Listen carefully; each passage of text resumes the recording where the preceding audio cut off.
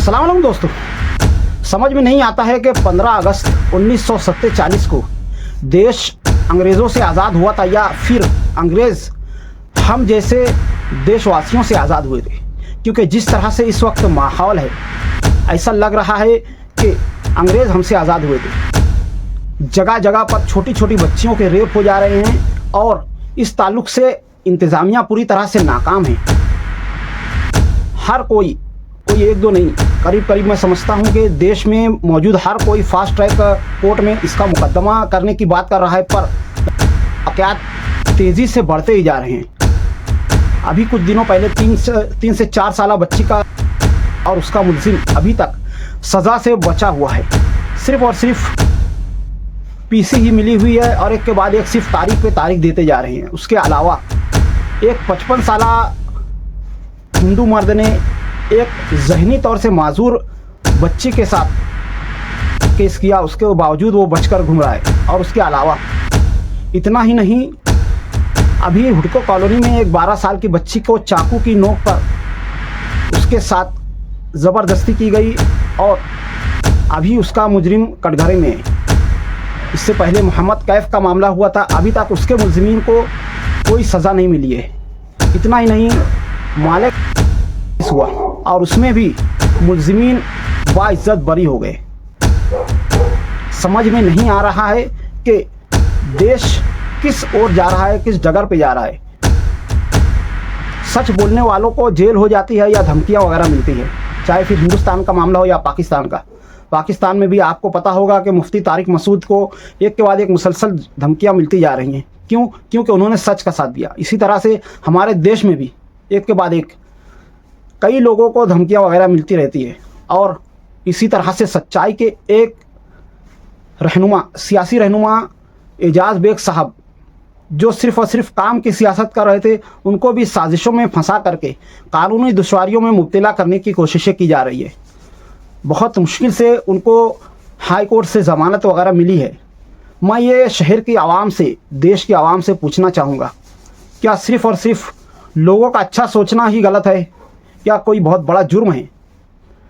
क्या हमारे दीदे का पानी ज़रा सा भी नहीं हिलेगा? क्या हम इस ताल्लुक़ से कभी आवाज़ नहीं उठाएंगे? जमहूरी निज़ाम जो आवाम के ज़रिए चलाया जाता है, आवाम के लिए चलाया जाता है और आवाम ही उसको चलाती है। और ऐसे निज़ाम में अगर इस तरह से एक के बाद एक वाक़यात होते रहेंगे और पब्लिक खामोश रहेगी, इंतज़ामिया की नाकामी पर मीडिया खामोश रहेगी, ऐसा कब तक चलेगा? देश को आज़ाद हुए कोई मामूली अरसा नहीं हुआ है, करीब 70 साल का अरसा होने लगा है और उसके बाद देश का ये हाल है। हम कब अपने पैरों पर सही तरीके से खड़े हो पाएंगे? कब हमारा देश सच और इंसाफ का साथ देगा? कब हमारे देश की बच्चियां महफूज रहेगी, हमारे देश के बच्चे महफूज रहेंगे, हमारे देश के नौजवान तालीम और तरक्की करेंगे? कब बाकी देशों की तरह हमारे देश में भी तरक्की का राज होगा? जिस तरह से चाइना, अमेरिका जैसे देश एक के बाद एक तरक्की करते जा रहे हैं, हमारा देश कब तरक्की करेगा? हमारा शहर कब तरक्की करेगा? एजाज बेग साहब के ताल्लुक़ से आज मेरा टॉपिक है, तो चलिए इसी टॉपिक पर वापस आते हैं। और आप में से करीब करीब हर किसी को पता होगा कि किस तरह से एक के बाद एक मालेगांव शहर के मुख्तलिफ लोगों के ख़िलाफ़ साजिशें रची गई और उसमें एलानिया तौर पर एजाज बेग साहब का भी नाम लिया गया और इसके ताल्लुक़ से उनकी ज़ाती ज़िंदगी पर इल्ज़ामात लगाए गए, उन पर कीचड़ उछाला गया। और उस सच्चे रहनुमा ने जब इस ताल्लुक़ से अपनी सफाई पेश करी तो उसके ताल्लुक़ से फिर साजिशें की गई और उनको कानूनी दुश्वारियों में फंसाने की कोशिशें की गई। अल्हम्दुलिल्लाह, मैं समझता हूँ कि मालेगांव शहर के आवाम इस तरह के सच बोलने वालों के साथ है।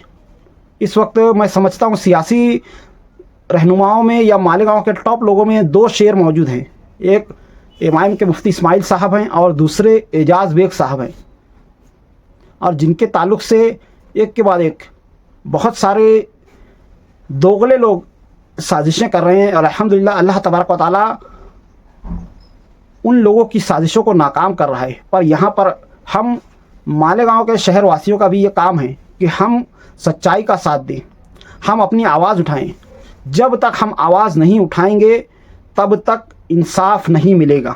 हम लोगों को बस यही लगता है कि 4 दिन आवाज़ उठा लो और उसके बाद अगर इंसाफ नहीं मिला तो हम ये समझ लेंगे कि यहाँ पर नाइंसाफ़ी होती है और हम खामोश रह जाते हैं। हमें खामोश नहीं रहना है, चाहे वो किसी भी रेप और मर्डर केस का मामला हो, चाहे मोहम्मद कैफ का मामला हो, या फिर और रेपिस्ट के ताल्लुक से आवाज़ उठाने की बात हो, या उनको सज़ा दिलाने की बात हो, इंसाफ की मांग हो, या फिर एजाज बेग का मामला हो। हमें सड़क पर आकर के आवाज़ उठानी होगी, हमें सोशल मीडिया पर आवाज़ उठानी होगी, हमें कानून से, इंतज़ामिया से सवाल करना होगा। इस वक्त हम देख रहे हैं कि हमारा मीडिया इस ताल्लुक से बस सिर्फ एक खबर उठा दे करके खामोश हो जाता है। हालांकि इस ताल्लुक से मीडिया का काम था कि गली गली चौराहों पर जा करके लोगों से इस ताल्लुक से सवालात करके आम लोगों की आवाज़ को हुकूमत के कारिंदों तक पहुंचाना था। पर इस वक्त हमारा मीडिया ऐसा काम नहीं कर रहा है। सिर्फ और सिर्फ मालेगांव ही नहीं, मैं समझता हूं कि पूरे देश में हमारा मीडिया करीब 90% मीडिया पूरी तरह से बिक चुका है और सियासी लोगों के तलवे चाट रहा है। अब तक ऐसा लगता था कि हमारा शहर इस ताल्लुक से बचा हुआ होगा, पर वो बिल्कुल नहीं लग रहा है।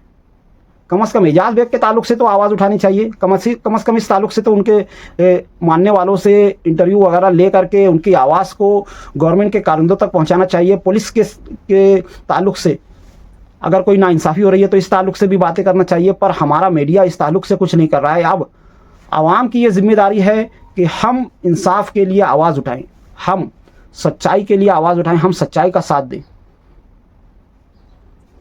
अभी हो ये रहा है कि तमाम पब्लिक ये समझ रही है कि करने वाली ज़ात अल्लाह की नहीं है, नाउज़ बिल्लाह।